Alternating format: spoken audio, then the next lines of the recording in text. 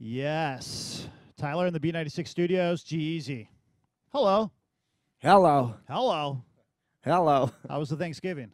It was incredible. Yeah? I got to spend it with my mom and my little brother. And, sometimes you travel so much on the road that, you miss family straight up. And, it's part of the job is always being, somewhere else in a different city or whatnot. But getting to stop, enjoy the day, and, enjoy a really amazing home-cooked meal. Yeah.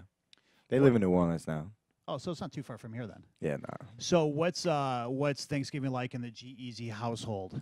Mac and cheese, a lot of hot sauce on the mac and cheese. That was the majority of my plate. Yeah. No turkey? Yeah, my little brother made the turkey. Yeah. Yeah. Yeah, it was all right. It was Are you a cranberry sauce guy? Okay.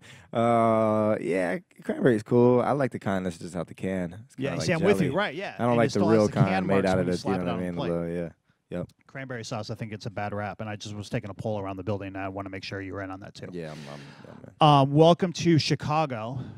So the reason why you're here, because last night you did like a listener party. You threw the new album, which I guess we're less than 2 weeks? Or wait, a week from? Yeah, 18 days. Wow. 18 days until The Beautiful and Damned. I'm excited as can be, man. It's I'm getting anxious. I'm excited for the world to hear it, but I just wanted to stop in a few cities first, places that have, held me down since the very beginning. Some of the first places I was able to come to and play shows, the first places I even had fans.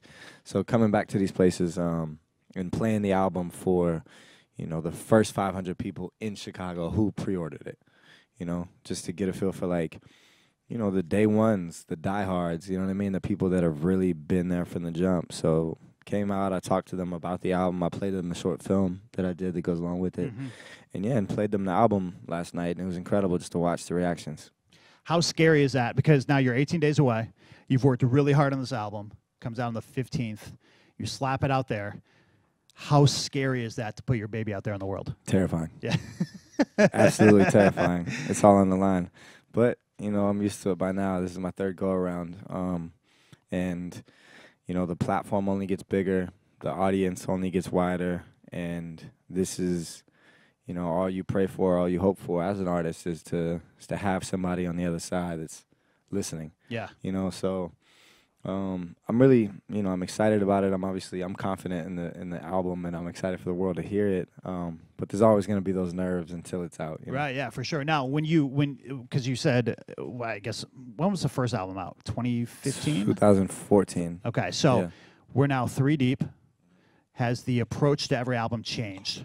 I think you just evolve and mature as a person, as an artist. You get sharper naturally if you're somebody who wants to get better at your craft, somebody who wants to push yourself to, fine-tune everything that you do creatively.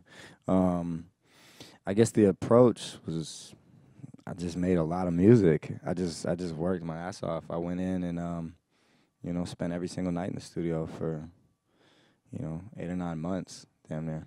Where do you have time? You're always on the go. You're always somewhere. I look at your Instagram. You're always here, there, and everywhere. It was my first time in life that I got to actually spend some time in one place. I was on tour for what felt like 5 years straight. Yeah. And it was around last October that I finally stopped. I bought a house. I put a studio in it. And I got to live somewhere for the first time in a while. And I would go into my studio every night and work. Make magic. Yeah, magic. The new album, which comes out on the 15th, when you sit down and break this one down, is going to be very different from anything we've heard before in the past. We've already heard how many tracks off of it that are out there now? You've heard four. Yeah. Include with the Simone Biles shout out too. Yeah. You see That's that on Twitter? Simone. Yeah, that's my homie. Simone Biles on Twitter. There's a shout out in one of the new tracks, and she went on Twitter and lost her mind. You made her. I sent it to her ahead of time. She's a good friend. She was supporting my stuff, from where, and I think I originally, somebody told me, I watched an interview, during the Olympics, and they were asking her and, her friends, like, what's your favorite artist? What are you listening to, whatever? And she was just like, G-Eazy. And I was just like, that's fire. You know what I mean? That she was a fan, that she was that supportive, that she was, whatever. So, we reached out, we hung out, like I invited her to a show and stuff like that. And I shouted her out in that song, so I texted it to her as soon as I did it, like, yo, check this out, and she loved it. So, why are your fans so passionate? I don't know. I mean, I appreciate it for sure. I'm passionate. I care a lot about what I make, what I put my name on.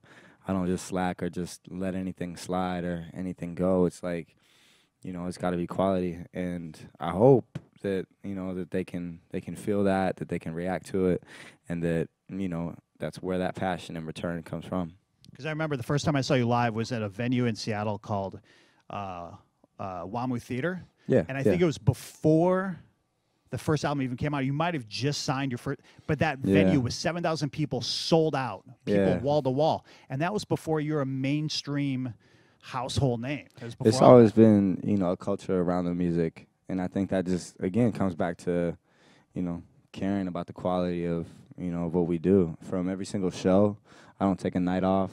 To every single studio session, I don't take a night off. If you're gonna do something, life is short. We make it count and make it matter. What are you most proud of? What am I most proud of? Seeing my mom smile. Yeah. Yeah, that sounds corny, but literally, yeah, that and having a Ferrari. Yeah, I'm proud of that. So today's Cyber Monday. You've made a little bit of money. I bought my Ferrari on Cyber Monday. See, there you go. Got that deal. Got to get that Ferrari.com deal. Yeah. do you now you've made a little bit of money? Do you still shop around for the Black Friday and Cyber Monday deals? I'm not a Black Friday person. Yeah, at all? Cyber Monday, maybe I'll log on today. I don't know. No. Find something, or you just kind of like, yeah, I'll get to it when I can. I get to it when I can. When I got enough things. Yeah? So you're good. You got the enough things, Ferrari, I'm good. your mom's happy, everything's fine. That was the last thing I needed to get. Can I utter a sentence that came out of my wife's mouth like 2 weeks ago? Yeah.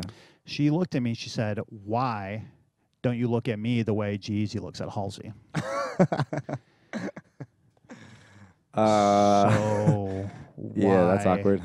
Yeah, I know. So now we're just sitting up here, and that's what she told me. So can you stop being so adorable on the internet? Okay. If you just tone it down for people like me, I would appreciate that. Did I make it super awkward yet? Noted. All right, good. I just had to get that out there. I promised my wife I would mention that. Well, we'll keep it behind closed doors. I promise. Thank you. I appreciate that. Are we going to hear any new music, any more tracks before the album actually drops? Absolutely. Yes. We are. In a couple days, actually. Yeah. Can you elaborate, or is it hush hush? From her and I. Yeah. Yeah, her and I have a song called Him and I. Yeah, it's me and Halsey, and it's a song that I'm extremely excited about. The video is also something I'm really excited about because it's really raw and real, and it's actually to what you just said. Maybe it's not something to watch because it's it's just there's no fancy big studio shoot setup, makeup, wardrobe, all that. It's literally just us being ourselves, and our friends basically just turned the camera on and followed us around, and it's very lifestyle, and it's very real and pure and raw because of that. So if we pre-order the album, are we going to get that track before the album yeah, drops? yeah. If you pre-order the album, you'll get that song in just a couple days. So Him and I featuring Halsey, it'll be out very, very soon. Jump on your internet machine and go pre-order it now. Hop on the interwebs. Go get the album. Anything else we need to add?